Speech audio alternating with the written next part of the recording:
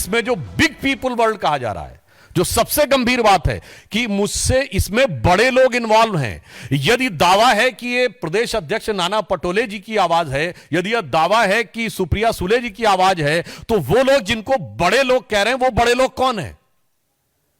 इस बारे में कांग्रेस पार्टी और महाविकास आघाड़ी को साफ जवाब देना चाहिए। वो ये बताएं कि जो इस वीडियो क्लिप में और ऑडियो क्लिप में दिखाई पड़ रहा है, क्या कांग्रेस पार्टी अथवा उनके किसी भी नेता जो यहां पर नाना पटोले जी और सुप्रिया सुले जी के बारे में दावा किया गया है, क्या वो बिटकॉइन के किसी भी ट्रांजैक्शन में इन्वॉल्व हैं या नहीं? और यदि हैं तो वो लीगल ट्रांजैक्शन है या वो इलीगल ट्रांजैक्शन में भी इन्वॉल्व है? तो देखिए, बीजेपी ने प्रेस कॉन्फ्रेंस की और ये कहा कि 5 सवाल हैं।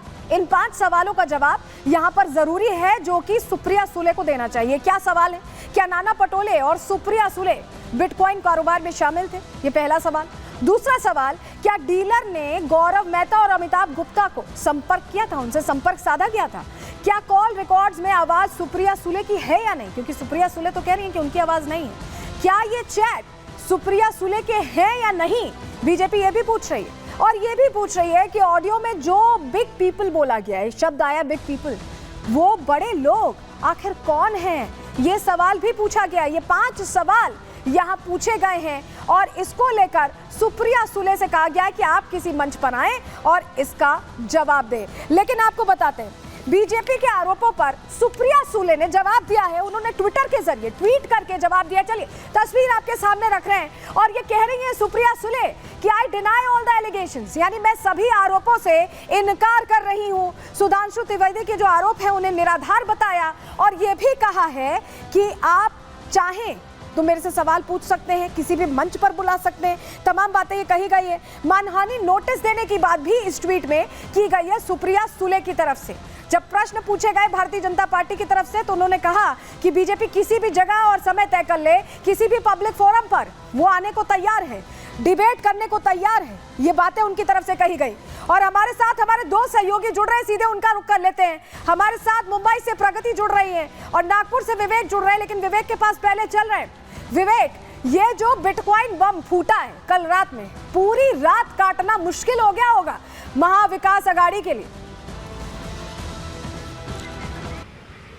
बिल्कुल, हमने कल भी कहा था कि ये पूरी तरह से टाइमिंग का खेल है। बीजेपी ने जिस टाइमिंग का इस्तेमाल किया बिटकॉइन के पूरे जिसे आप कह रहे हैं कि जो बम धमाका हुआ, इसके बाद कुछ बचा नहीं। और हमने कल भी कहा था कि इसके बाद क्या हो सकता है। इसके बाद कांग्रेस को आना चाहिए, एमवीए को आना चाहिए, एक प्रेस कॉन्फ्रेंस करनी चाहिए। ऐसा नहीं कि जो सुप्रिया सुले ने कह दिया कि भाई हम उस पर डिबेट करने को तैयार हैं। तो 4 घंटे का समय बचा था, 4 से 5 घंटे का। सुबह 7 बजे से वोटिंग शुरू होनी थी और इस दरमियान आपको प्रेस कॉन्फ्रेंस तो कर ही देनी चाहिए थी। और 5 सवाल जो पूछे गए थे सुधांशु त्रिवेदी की तरफ से, बीजेपी की तरफ से, उसमें साफ था कि आप यस और नो में जवाब दे सकती थी। यहां पर जिस बूथ पर हम खड़े हैं, हम उस पर आते हैं जरा। अभी ये जो हमारे साथ खड़े हैं, ये बेसिकली यूएस में रहते हैं और वोट कास्ट करने के लिए यहां पहुंचे हैं। तो जरा इनसे भी पूछते हैं कि आप तकरीबन 10 साल से तो वहां रहते हैं, 10 साल से।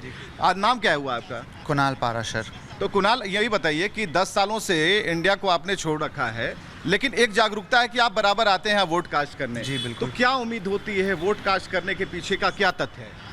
यही कि चाहते हैं कि देखिए यहाँ पर जो बदलाव हो रहे हैं। चलिए ठीक है, लोग लगातार वोटिंग करने पहुंच रहे हैं। बहुत कम समय बचा है और ऐसे में जो आखिरी कुछ चंद मिनट बचे हैं उसमें वोटिंग हो रही है। प्रगति हमारे साथ जुड़ी हुई है। प्रगति, मुद्दे बहुत से छाए रहे, लेकिन मुद्दों में सिर्फ शोर सुनाई दिया शब्दों का, क्योंकि लोगों से जुड़ी चीजों की बात तो विपक्ष कर ही नहीं पाया, ऐसा लगा। आप क्या देख रही हैं? सुबह से आप लगातार ग्राउंड पर हैं, क्या महसूस कर रही हैं? क्या सोचकर लोग वोट करने जा रहे हैं? और कल जो हुआ है, कल की पूरी गहमा गहमी का असर क्या आज वोटों पर पड़ा है? बिल्कुल सलोनी, लोगों के बीच सुबह से ही हम हैं और लगातार हमारी कवरेज जारी है। आपको बता दें, अंधेरी ईस्ट के इस पोलिंग स्टेशन पर हम मौजूद हैं, जहां पर तमाम व्यवस्था की गई। हम लोगों से सुबह से ही बातचीत कर रहे हैं और ख़ास तौर पर ध्रुवीकरण की बात करें, बात भ्रष्टाचार की हो, महंगाई की हो, महिला सम्मान की हो, किसान की हो, या फिर बात हो वोटों के जिहाद की, ये वो तमाम मुद्दे हैं। कई नारे इस बार हमने देखा इस चुनाव में गूंजते हुए नजर आए हैं। हालांकि लोगों की भीड़ अब कम हो गई है। लोगों से जब हम बात कर रहे थे तो उनका यही कहना था, महंगाई भ्रष्टाचार और जिस तरीके से महिलाओं के लिए योजना की बात कही जा रही है उस पर ज़रूर काम किया जाए।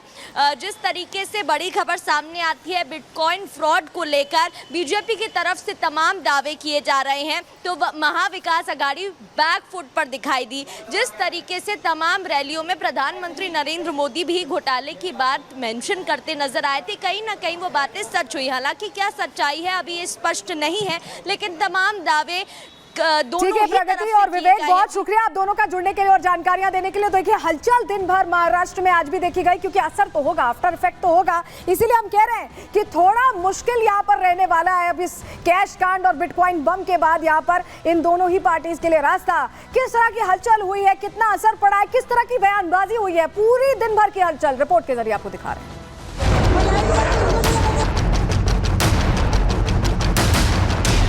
सुप्रिया सुले जी पर और नाना पटोले जी पर जो आरोप लगे हैं ये बहुत गंभीर इस प्रकार का प्रकरण है।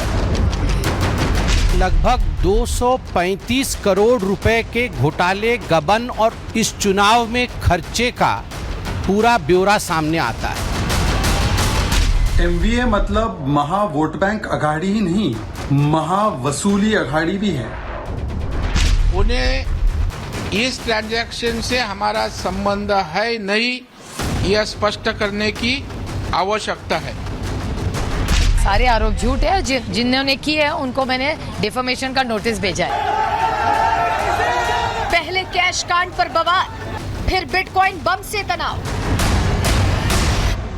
वोटिंग से एक रात पहले दिलचस्प हुआ महाराष्ट्र का चुनाव।